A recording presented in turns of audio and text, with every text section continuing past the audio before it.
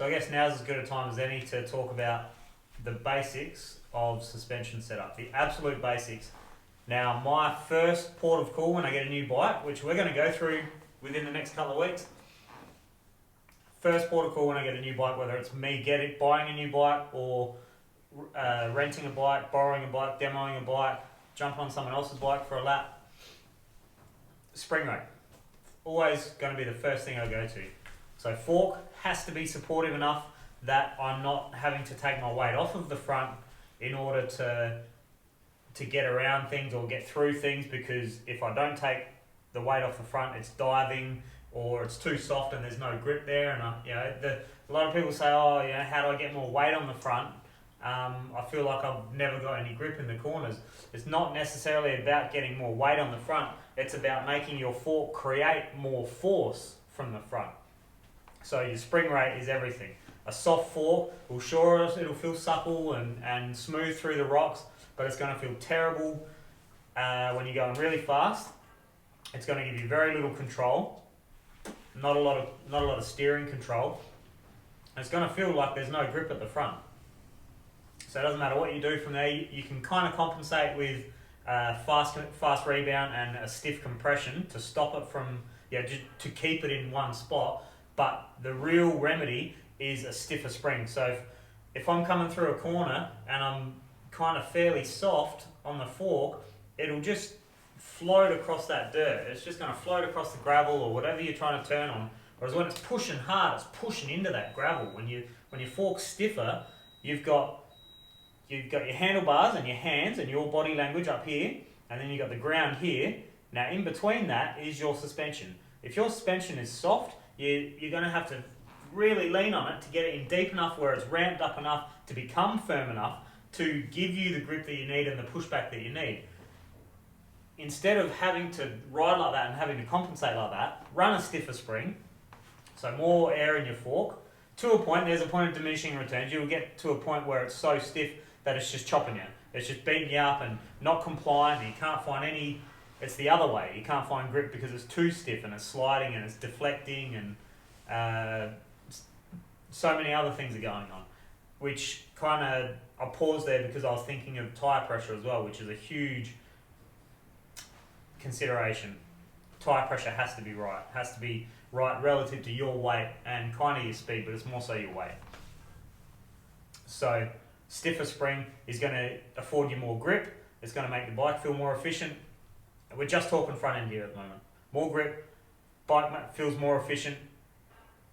It'll feel like it takes less effort. It'll feel more playful. So it'll carry speed everywhere, carry more speed everywhere. Easier to pedal to and from the trails.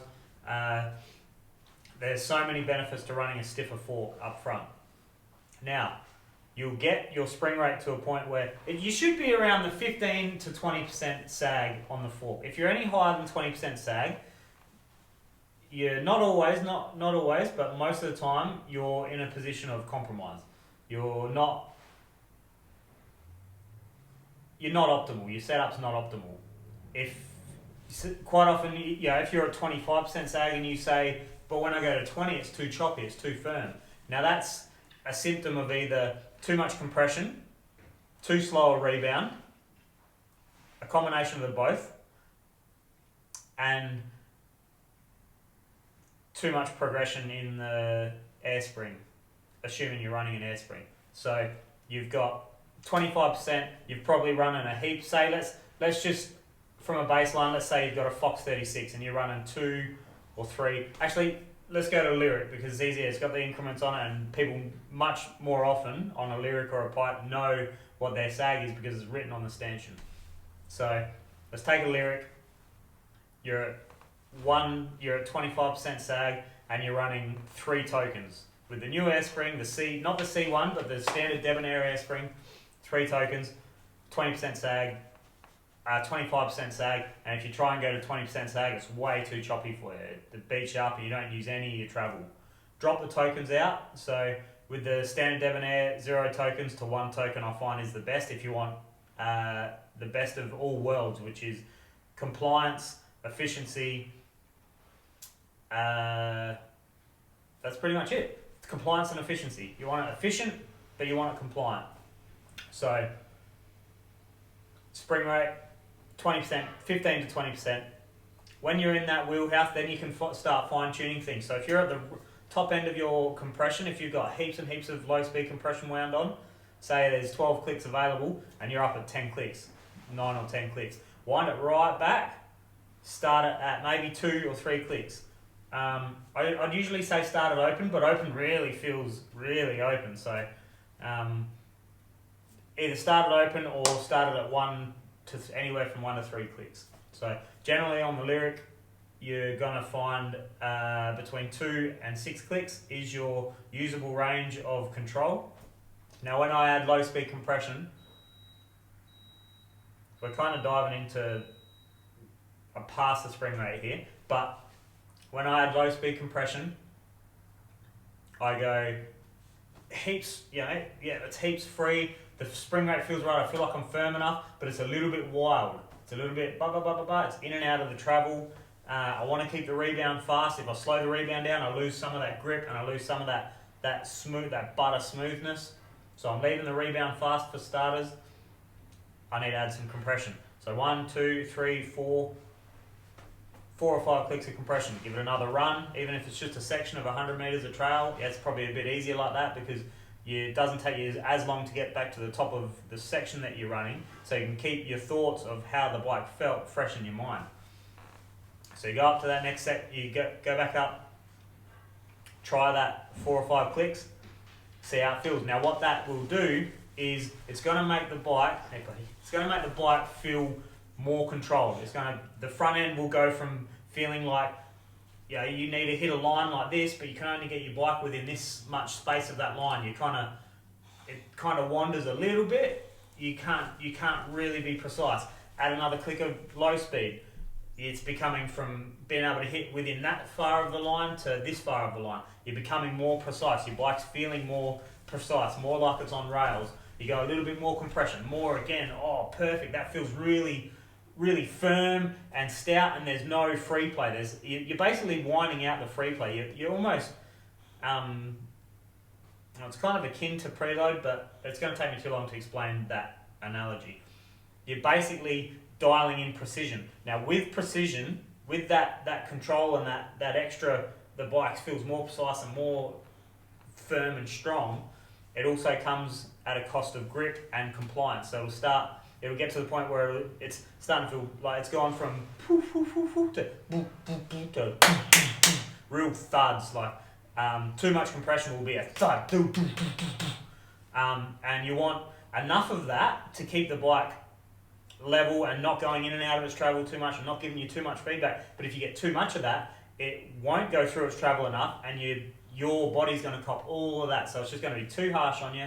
It's going to be too harsh, or especially at the front of the forks, it's going to be a real harsh ride. So find the sweet spot with that low speed compression.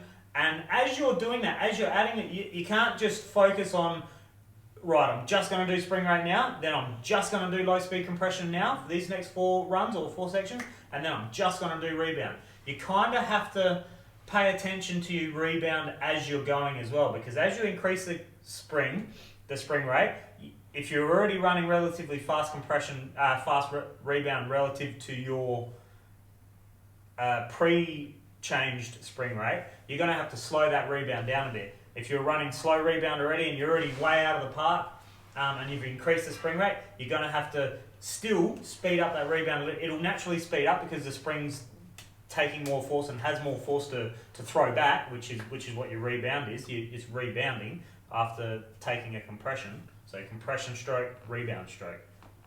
Force in, force back out.